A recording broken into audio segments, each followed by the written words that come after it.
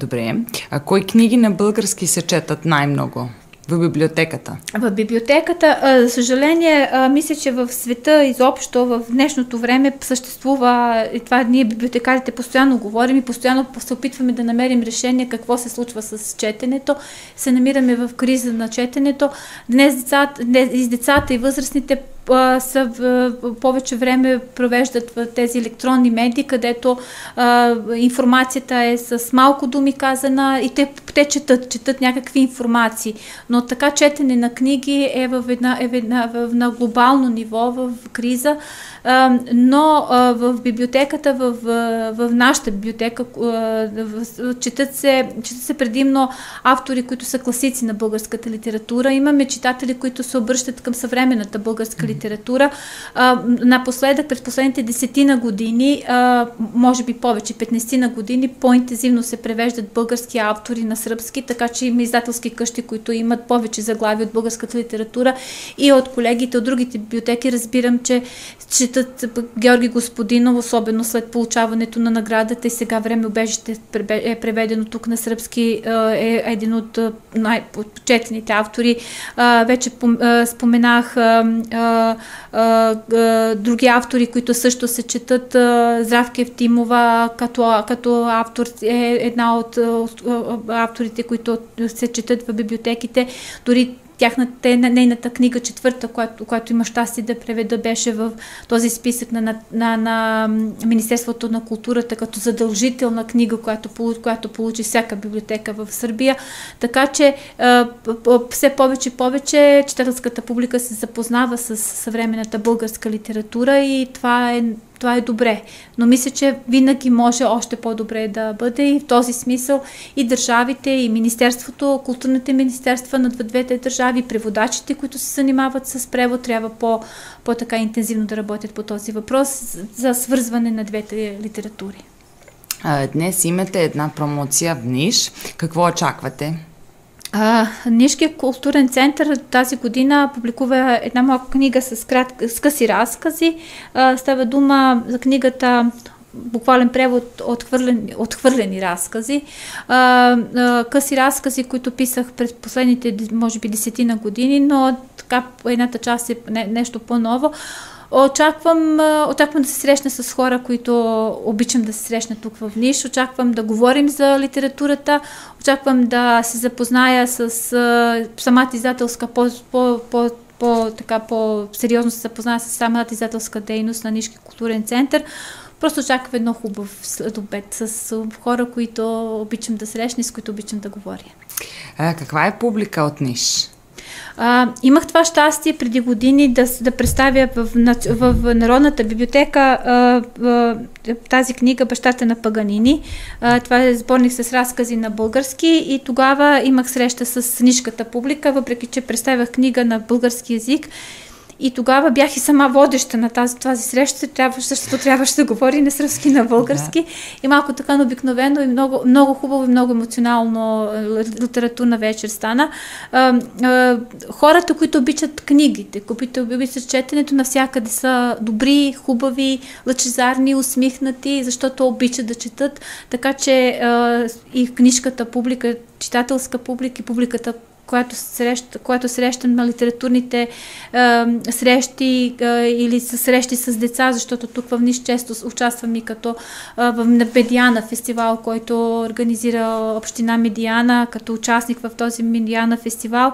Наистина е прекрасна публика и винаги ви зарадва с някой въпрос, който е интересен, или ви зарадва с реакция, която е наистина изключителна. Хубава читателска публика има Ниш. Искате ли да прочитате някои песни от стихотворение? Да, сега ще прочита едно късо стихотворение от книгата ми, последната ми книга "В хръсталака на погледа", която излезе от печатък към края на миналата година. Добре. Ще стана бронирана жена нечуплива. Излязох да гледам звездите и малко луната. Аз съм половин жена. Счупена половин жена с половин усмивка, с половин сърце, с половин душа, но вярвам. Вярвам, че ще стана бронирана жена, нечуплива, сръчна и издържлива, като домашна мишка, която обикаля през цялото време, докато погледът ми милва небето. Сиво, но мое. Ще стана бронирана жена, нечуплива. Ще стана. Много хубаво. Искате ли още малко? Преди да прочита още едно стихотворение, бих искала да само да кажа няколко думи за списанието Фарче. Добре. Което мисля, че в Сърбия не съществува едно такова списание. Фарче е издание на Сдружение Емблема от Цариброд. Става дума за двуезично детско списание на сръбски и на български език. Започнахме да излизаме през 2020 година, благодарение на спомоществователство на Министерството на външните работи на Република България, което финансира излизането на първите 5 броя на Фарче. След това още 2 пъти получихме тяхна подкрепа. Фарче е едно списание, което Фарче като символ, като светлина, като малък фар, който осветлява пътя на децата. Е списание, където на сръбски, на български децата се запознава с сръбска и българска литература. Има 10 рубрики, които са интересни, с много интересни данни от областта на театър, от областта на природата. Запознаваме се с неща от енциклопедиите. Просто идеята е да покажем на децата, че в книгите се намират много интересни неща и много ни зарадва реакция и на родителите, и на децата, и на културната общност и в Сърбия, и в България, и на писателите, сръбските и български писатели, защото в Фарче те се срещаха, запознаваха кой какво твори, така че за съжаление, през последната година Фарче не излиза, нямаме финансиране в този смисъл, но се надявам, защото идеята е интересна, имаме подкрепа от много важни хора, в смисъл професори от университета, които имат изключително мнение за това, че Фарче може да продължи да живее, защото наистина сме единствено двуезично детско списание. Тук в Сърбия, в България не излиза такова списание и имахме представяне на същото това списание в Националната библиотека в София, така че мисля, че Фарче може да има някакво бъдеще, но за сега сме на 16 броя, които са много интересни, могат да се намерят в електронен вид на портала Фар, като Фарче, като списание Фарче, така че децата могат да го четат и в електронен вид. И вие работите като редактор в Фарче. Да. И как се роди идеята за списанието? Идеята се роди, главният графичен дизайнер на Фарче е момиче от работилниците, защото аз 15 години работех с деца в Цариброд, учих ги да пишат, да рецитират, да се занимават с актьорство като актьори, и Милана Виденов Миланов като графичен дизайнер и хората от Емблема, всъщност от Фар.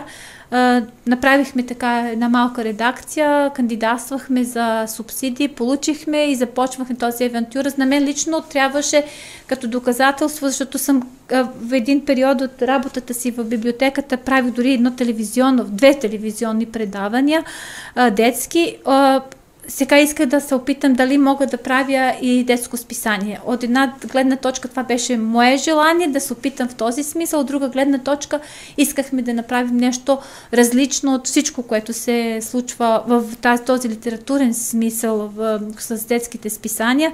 Така че така се роди идеята и много добре оказа се, че направихме добър проект и че всичко свързано с Фарче наистина блестящо и наистина блести като фар.